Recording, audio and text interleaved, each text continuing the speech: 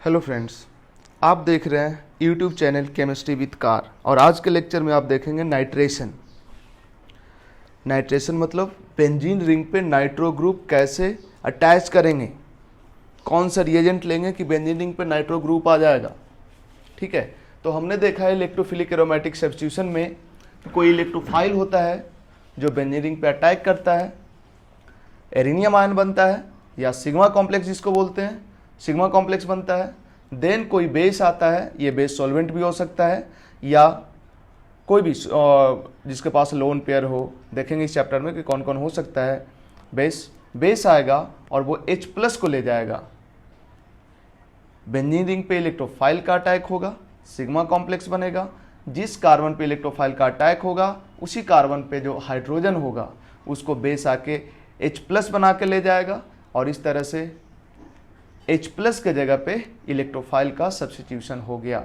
ठीक है, देखते हैं। सबसे पहले हम देखेंगे नाइट्रेशन में होगा क्या। नाइट्रेशन में बेंजीन रिंग होगा, उस पर नाइट्रो ग्रुप का अटैक होगा, सिग्मा कॉम्प्लेक्स बनेगा, देन बेस आएगा, H+ को ले जाएगा, नाइट्रो कंपाउंड बन गया, नाइट्रो बेंजीन बन गया। यही ओवरऑल होगा नाइट्रेशन में। एक्चुअली इसमें हम डिटेल बात इसलिए नहीं कर रहे हैं क्योंकि जनरल मैकेनिज्म हमने दिया है। जब ES1 में कि इलेक्ट्रोफाइल आएगा, सिग्मा कॉम्प्लेक्स बनेगा, बेस आएगा, प्रोटॉन को ले जाएगा, इलेक्ट्रोफिलिक एरोमेटिक सब्स्टिट्यूशन हो गया। वही मैकेनिज्म हर इलेक्ट्रोफिलिक एरोमेटिक सब्स्टिट्यूशन के हर रिएक्शन में फॉलो होगा।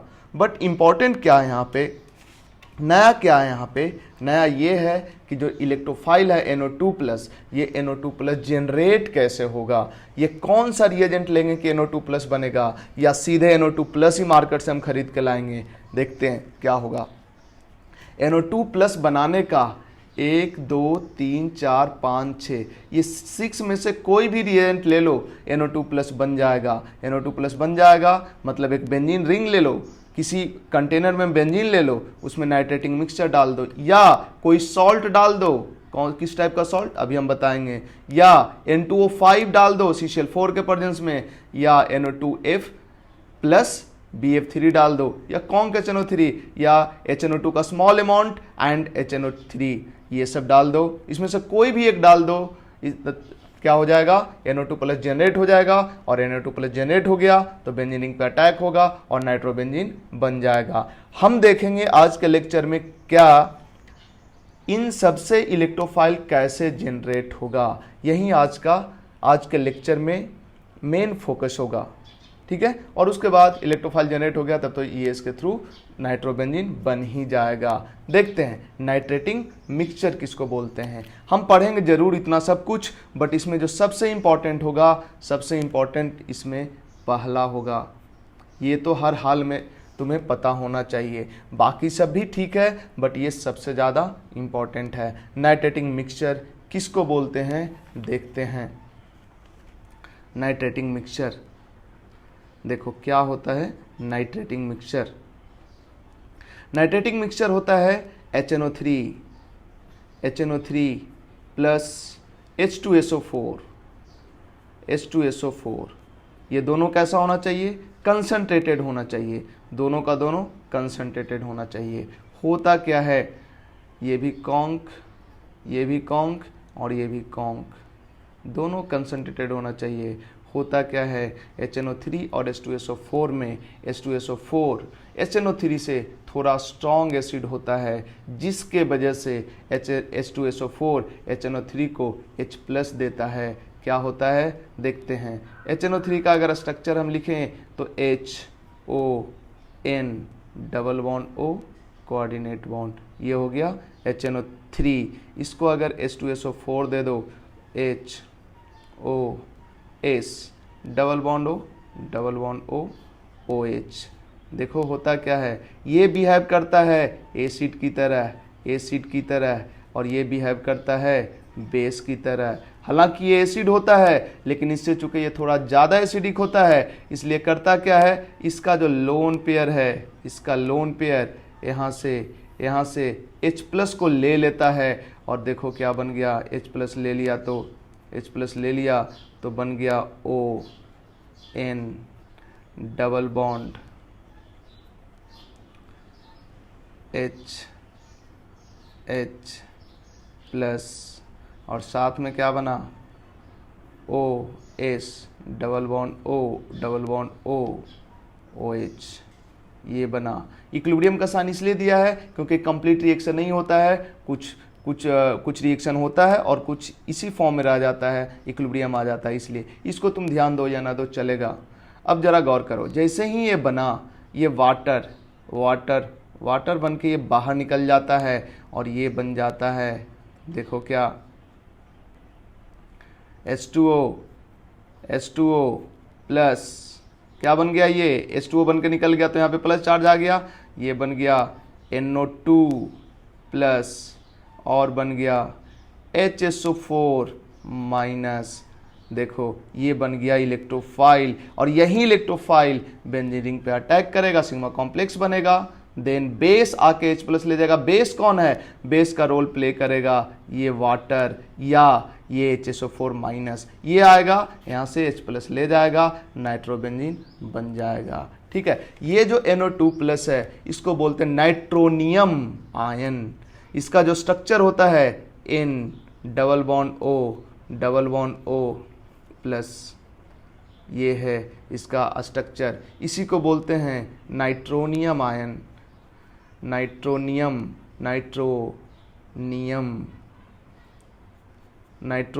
आयन। ठीक है, ये आइसो इलेक्ट्रॉनिक होता है किसके साथ? CO2 के साथ।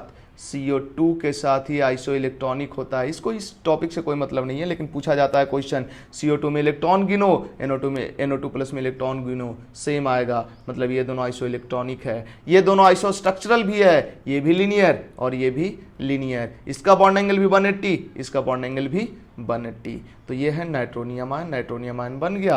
अब मतलब कहने का मतलब क्या है, एक वेसल में बेंजीन रखें, उसमें कॉन्क H2SO4 और कॉन्क HNO3 डाल दिए हैं, ये दोनों मिलकर नाइट्रोनियम आयन बनाया। नाइट्रोनियम आयन बेंजीन रिंग पर अटैक किया, सिग्मा कॉम्प्लेक्स, बेस आया, बेस में कौन आएगा? या तो H2O आएगा, ये H2O, ये इसका लोन पेयर यहाँ से H+ निकालेगा, या HSO4 माइनस आएगा, यहाँ से H+ निकालेगा, या इस दोनों का अलावा इसमें और भी वाटर होगा ना, कंसंट्रेटेड है लेकिन वाटर तो कुछ होगा, वो वाटर आके यहाँ से H+ निकालेगा। हालांकि हमने यहाँ वाटर बता ही दिया, तो ये वाटर हो या सॉल्वेंट वाला वाटर हो, बात एक ही है। तो इस तरह से होता है नाइट्रेशन।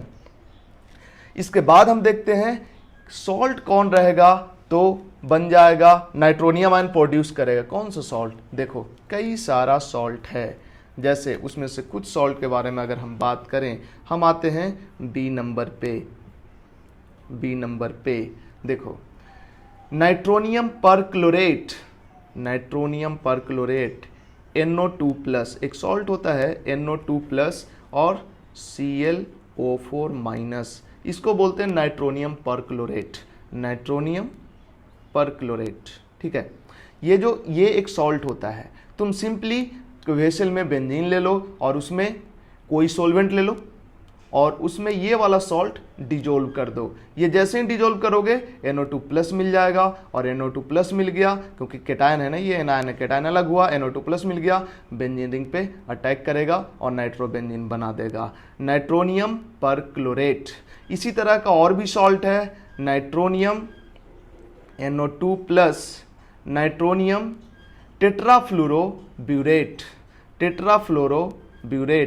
BF4 माइनस, इसको बोलते हैं नाइट्रोनियम टेट्राफ्लोरोब्यूरेट। ठीक है, tetrafluoroborate, nitronium tetrafluoroborate, nitronium perchlorate. ठीक है, इंपॉर्टेंट ये नहीं है, इंपॉर्टेंट है नाइट्रोनियम आयन। इन सॉल्ट्स में नाइट्रोनियम आयन फ्री है, जिसके वजह से ये नाइट्रोनियम आयन बेंजीन रिंग पे अटैक कर देगा और नाइट्रोबेंजीन बना देगा। आगे हमने लिखा है N2O5 इन CCl4, ये भी इसी तरह का कुछ चीज़ है। सी नंबर पे अगर हम जाएं तो N2O5 का जो स्ट्रक्चर होता है कुछ इस टाइप का होता है, N डबल बॉन्ड O,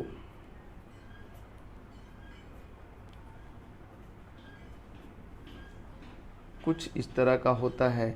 लेकिन हमने बताया है कि जब इसी को सॉलिडिफाई कर देते हैं, गैस फेज में इस तरह से रहता है, और जब इसी को सॉलिड बना देते हैं तो यह आयनिक कंपाउंड के फॉर्म में कन्वर्ट हो जाता है, NO2 प्लस NO3 माइनस, ये बन जाता है। इसको बोलते हैं नाइट्रोनियम आयन और इसको बोलते हैं नाइट्रेट। मतलब ये कन्वर्ट हो जाता है नाइट्रोनियम नाइट्रेट के फॉर्म में। बस इस कंपाउंड को CCl4 में डिजोल्व कर दो और उसमें बेंजीन डाल दो, ये फ्री है, ये बेंजीनिंग पे अटैक करेगा, नाइट्रोबेंजीन बनाएगा। इसके बाद नेक्स्ट देखते हैं डी नंबर में हमने क्या लिया है। डी नंबर में NO2F एंड BF3।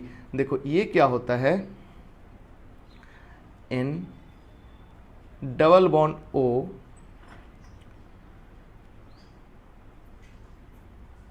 NO2F ये है, ठीक है। और इसके साथ जब BF3 हम रखते हैं, BF3 होता है लुईस एसिड, जानते हो तुम। BF3 लुईस एसिड होने के कारण इसका जो लोन पेयर है इसके साथ इस लोन पेयर को अट्रैक्ट करता है, ये लोन पेयर को अट्रैक्ट करता है और ये लोन पेयर BF3 के खाली ऑर्बिटल के साथ कोऑर्डिनेट बॉन्ड बना लेगा और ये बॉन्ड इधर शिफ्ट हो जाता है। शिफ्ट होने का मतलब ये F माइनस बन के निकल गया, ये इस बॉन्ड का दोनों इलेक्ट्रॉन ही ले लिया, F माइनस बन गया और F माइनस बन के इसके साथ जुड़ गया। तो देखो क्या बन जाएगा, ये तो NO2 प्लस बन गया ना। ये इस बॉन्ड का दोनों इलेक्ट्रॉन फ्लोरीन ले लिया, अपना वाला भी और नाइट्रोजन वाला भी, तो ये तो NO2 प्लस बन गया, NO2 प्लस और साथ में क्या बन गया, BF4 माइनस। इनफैक्ट ये वाला बन गया नहीं, अब ये नाइट्रोनियम आयन बन गया तो अब क्या करेगा, बेंजीन पे अटैक करेगा, सिग्मा कॉम्प्लेक्स बनाएगा, देन ये आके H प्लस को ले जाएगा और फाइनली बन जाएगा नाइट्रोबेंजीन। इसके बाद देखते हैं ई में कैसे होगा। ई में हमने लिखा है कॉन्क HNO3 भी दे दोगे तो नाइट्रेशन हो जाता है। होता क्या है कॉन्क HNO3 में, HNO3 का 2 मोलेकुल में से एक मोलेकुल बिहेव करता है एसिड की तरह और एक मोलेकुल बिहेव करता है बेस की तरह। कैसे देखते हैं, HON double bond O coordinate bond, इसका एक मोलेकुल एसिड की तरह और एक मोलेकुल बेस की तरह।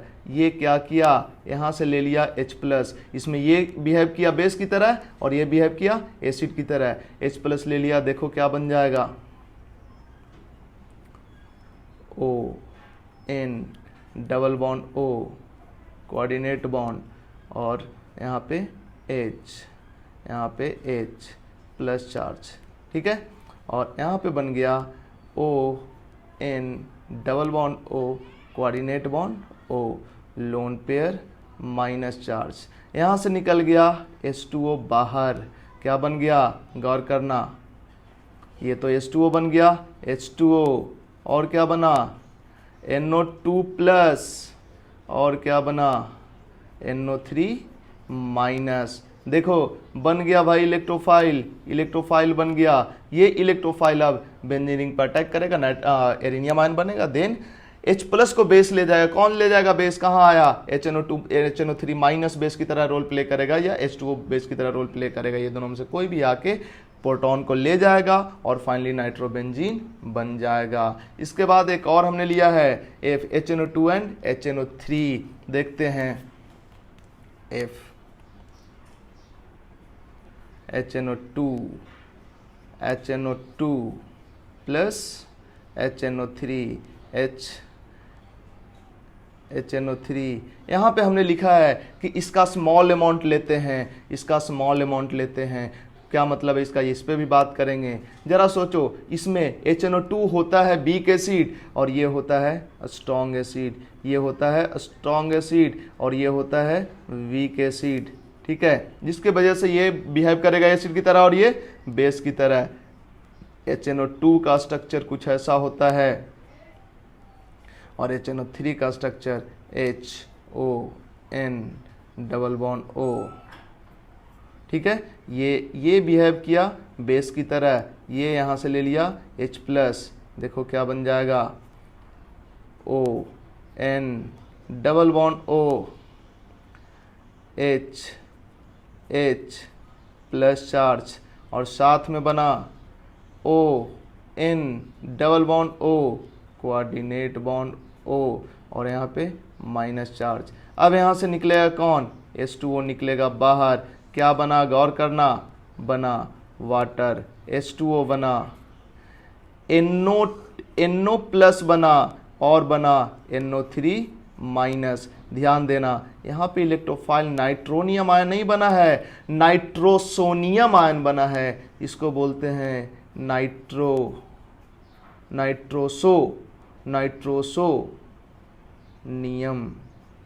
Nitrosonium ion. ठीक है, तो अब तुमको लग रहा होगा जब नाइट्रोसोनियम आयन बना तो नाइट्रोसोनियम आयन का अटैक होगा बेंजीन रिंग पे और बनेगा क्या, बेंजीन रिंग पे, ये जो बेंजीन रिंग है इस पे अटैक होगा किसका, NO प्लस का और सिग्मा कॉम्प्लेक्स बनेगा। देन डिपोटोनेशन होगा, डिपोटोनेशन कौन कराएगा, NO3 माइनस या H2O और बन जाएगा नाइट्रोबेंजीन नहीं,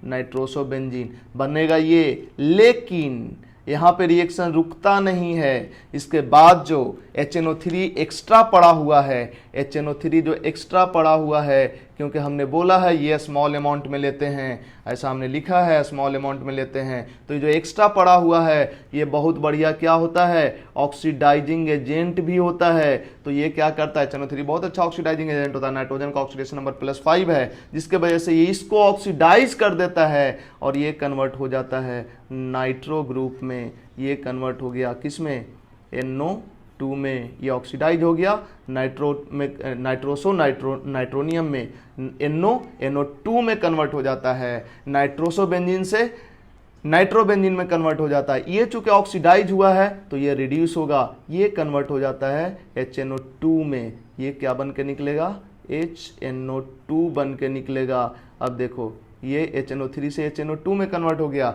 अब HNO2 कन्वर्ट हो गया, हमने क्या बोला था कि इसको कम अमाउंट में लेना है, ये थोड़ा सा लोगे तब भी पूरा रिएक्शन हो जाएगा। ये थोड़ा सा लिए HNO3, ये दो इसके साथ मिलकर नाइट्रोसोनियम आयन प्रोड्यूस किया, नाइट्रोसोनियम आयन बेंजीन के साथ रिएक्शन करके नाइट्रोसोबेंजीन बन गया। HNO3 का एक्सेस अमाउंट इसको ऑक्सीडाइज करके बना दिया नाइट्रोबेंजीन, और ये जब इसको ऑक्सीडाइज किया तो खुद रिड्यूस होकर बन गया HNO2।